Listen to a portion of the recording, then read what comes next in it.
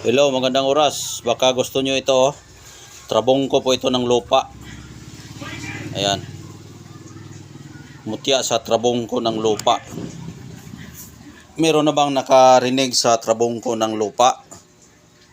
Kung wala pang nakarinig sa trabongko ng lupa, ito na po yung trabongko ng lupa. Ayan. Para siyang itlog pero trabongko siya ng lupa kung tawagin sa espiritual. Dahil nga po ito ay galing po ito sa ilalim ng lupa na kukuha, kaya tawag nito ay mutya ng lupa o trabongko ng lupa. Kung nakakarinig na kayo may trabongko ng tubig, ahas, at kung sa ipo-ipo may sa lupa din, mayroon nga trabongko ng bato, kaya ito ay trabongko ng lupa. Kung hindi pa ninyo naririnig yan, sa akin lang po niyo maririnig yung trabongko ng lupa. Ang trabongko ng lupa ay gamit po yan siya sa mga sumpa, sublang, sumbalik sa mga taong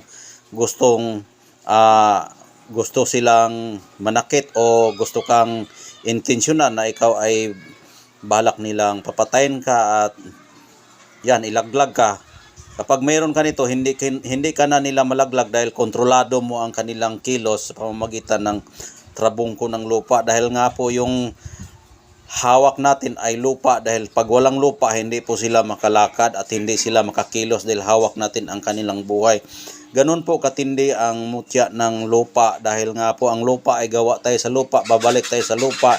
Kung mayroon tayong mutya na galing sa kanila ay napakataas po ang ating espiritual na buhay, dahil nga po dito sa ating agimat ng lupa o trabongko ng lupa. Kaya napakaswerte natin nakakuha tayo ng trabongko ng lupa. Ang nakakuha po kasi ng trabongko ng lupa ay bihira lang po yan makukuha. Makukuha po yan sa pusod ng lupa.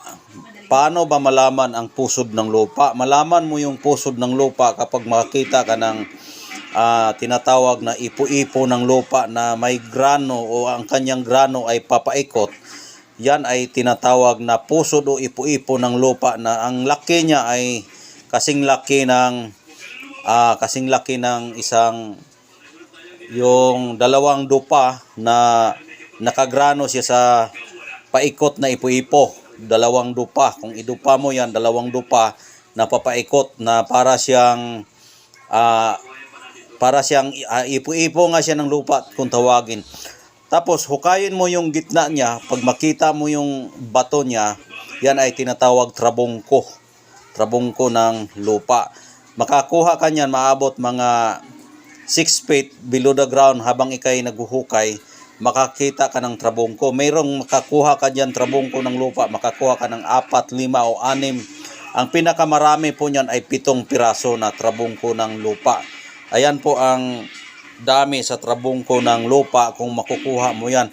At iba-iba ang kulay sa trabongko ng lupa, iba-iba.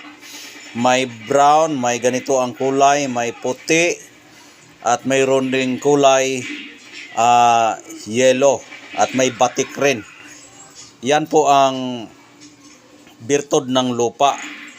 Dahil nga po yung lupa, lahat ng kulay o kanilang anyo ay pwede nila magawa dahil sa kapangyarihan nila.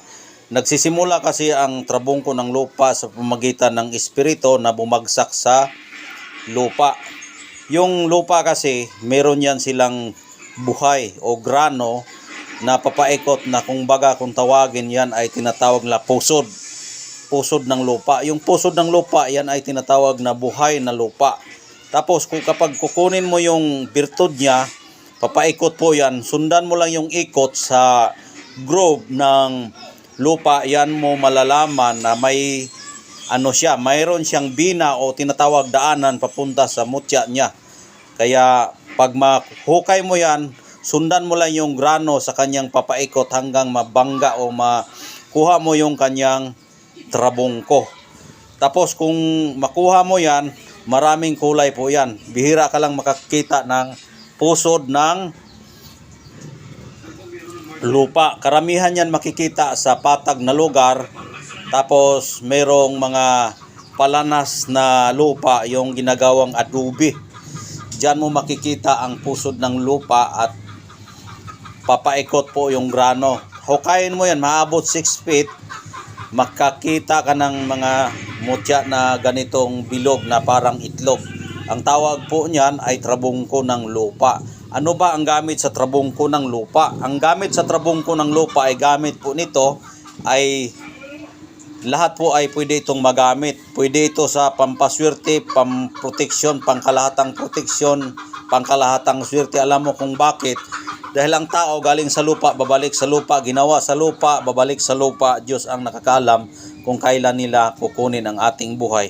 Pero yung lupa kasi may nagmamay-ari po yan. Mataas po kasi yung kasaysayan sa mundo bago pa ito nabuo. Dahil sa bawat ginawa ng Diyos ay may nagmamay-ari na pinagbigyan niya ng tinatawag na siya ang nagbabantay sa lupa. Dahil ang nagbabantay kasi sa mundo ay 4 na sulok yan.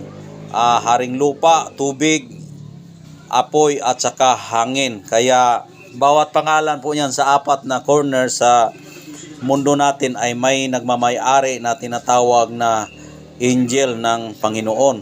Kaya itong ating mutya niya ay galing po ito sa angel ng Panginoon na tinatawag nila na Sanlukam. Ang nakakaalam po nito yung mga tinatawag nila na suruhano o tinatawag na ermitanyo ang nakakaalam po sa mutyang ito. Dahil hindi ito mapaliwanag sa ibang antingero, kundi ang mga suruhano at ermitanyo lang po ang nakakaalam nito. Ano ba yung ermitanyo? Ang ermitanyo isa po yung nag-aalaga sa mga espirituhanong hindi natin makikita.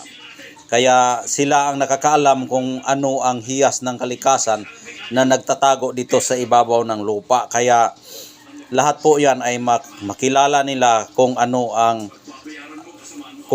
ang pwede nila na maibigay o maipapangalan sa mga mutya. Hindi lang kasi yung scientist ang nakakaalam sa ating panahon, kundi meron din pong mga tinatawag native o tinatawag na suruhano o ermitanyo ang nakakaalam sa ganitong klaseng kwento. Dahil nga po yung kwentong ito ay lihim po ito na karunungan. Sa maraming mga antingero kasi hindi nila alam kung ano ang kasaysayan sa mga mutya o birtud na tinatago-tago sa may kapangyarihan na mga agimat o swerte sa buhay. Dahil nga po kung makakita sila ay hindi naman marunong magpaliwanag kung ano ang mga purpose at kung ano ang pwede nilang magamit dyan. Basta kay okay sa kanila, yan ay tinatawag na agimat. Ipapakita lang tapos hindi may paliwanag kung anong dahilan. Yan ay tinatawag nila na ang tawag po niyan ay gaya-gaya at siguro mahilig lang sila sa mga mutya at gaya-gaya at protection sa kanila pero hindi nila alam kung ano ang pwede magamit niyan. Hindi nila may paliwanag. Kaya huwag kayo basta-bastang bumili kung hindi nyo alam kung ano ang kasaysayan sa mga bato o mutya na kanilang nakukuha dahil hindi mo alam kung ano ang mga espiritu na yung dinadala. Minsan kasi maraming nagkukuha ng mga mutya, minsan kasi ay minamalas, mas lalo pang minamalas. Kaya hanggang dito na lang po. Ulitin ko po, ito ay Trabungko ng Lupa. Maraming salamat. Sana magustuhan ninyo ang aking video at sana hanggang ngayon ay nandyan pa kayo dahil medyo matagal ako nakapag-video dahil yung aking cellphone ay medyo nasira yung kanyang video, hindi makapag-video ng mataas dahil phone storage siya ang lalabas. Kaya ngayon pinag-iingatan ko at tinitingnan kong maigi kung ano ang mga sikreto sa mga cellphone, kung ano ba ang karapat-dapat na maabot tayo sa ating minimum na pwede nating i-video dahil mababa lang talaga ang ma-video ko ngayon. Medyo mataas-taas na dahil nga meron akong na-delete na phone storage at dinelete ko kaya medyo mataas na at salamat talaga na yan ay nakapagpataas tayo ng video. Hanggang dito na lang po. Maraming salamat at nandito lang po yung mutya sa Trabungko ng Lupa. Kung gusto ninyo ito, mag-message lang kayo at magtatanong kung ano ang pwede nating maitutulong sa inyo para din kayo mapaliwanagan kung ano ang pwede kong gawin na kung mapasa inyo ito. Hanggang dito na lang. Maraming salamat. God bless po sa inyong lahat.